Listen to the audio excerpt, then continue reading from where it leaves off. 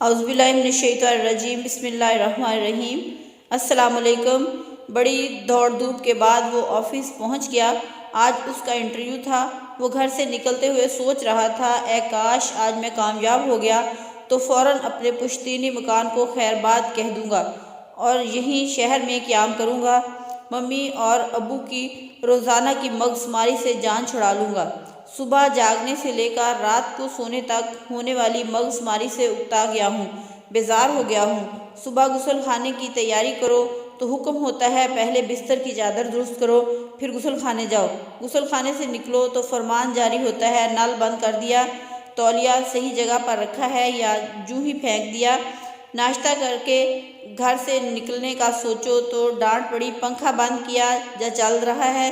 کیا کیا سنے یار، نوکری ملے تو گھر چھوڑ دوں گا۔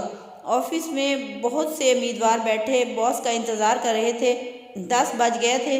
اس نے دیکھا پیسج کی بتی ابھی تک چل رہی ہے۔ امی یاد آ گئی تو بتی بجھا دی۔ آفس کے دروازے پر کوئی نہیں تھا۔ بازو میں رکھے واٹر کولر سے پانی رسک رہا تھا، اس کو بند کر دیا۔ والد صاحب کی ڈانٹ یاد آ گئی۔ بورڈ لگا تھا انٹرویو دوسرے منزلے پر ہوگا۔ سیڑھی کی لائٹ بھی جل رہی تھی۔ اسے بند کر کے آگے بڑھا تو ایک کرسی سرِ راہ دکھائی دی۔ اسے ہٹا کر اوپر گیا، دیکھا پہلے سے موجود امیدوار اندر جاتے اور فوراً واپس آ جاتے تھے۔ معلوم کرنے پر پتہ چلا کہ وہ اپلیکیشن لے کر کچھ پوچھتے نہیں ہیں، واپس بھیج دیتے ہیں۔ میرا نمبر آنے پر میں نے اپنی فائل مینیجر کے سامنے رکھ دی۔ تمام کاغذات دیکھ کر مینیجر نے پوچھا، کب سے جوائن کر رہے ہو؟ ان کے سوال پر مجھے یوں لگا جیسے آج 1 اپریل ہو اور یہ مجھے پھول بنا رہے ہیں۔ مینیجر نے محسوس کر لیا اور کہا، اپریل فول نہیں، حقیقت ہے۔ آج کے انٹرویو میں کسی سے کچھ پوچھا ہی نہیں ہے، صرف CCTV میں تمہارا برتاؤ دیکھا ہے۔ سبھی امیدوار آئے مگر کسی نے نل یا لائٹ بند نہیں کی۔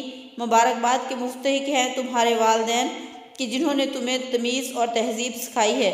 جس شخص کے پاس سیلف ڈسپلن نہیں وہ چاہے جتنا ہوشیار اور چالاک ہو، مینجمنٹ اور زندگی کی دوڑ میں پوری طرح کامیاب نہیں ہو سکتا۔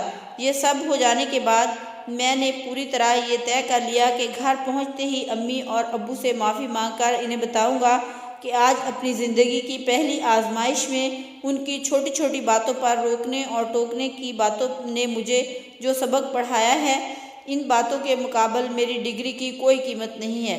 زندگی کے سفر میں تعلیم ہی نہیں، تہذیب کا اپنا مقام ہے۔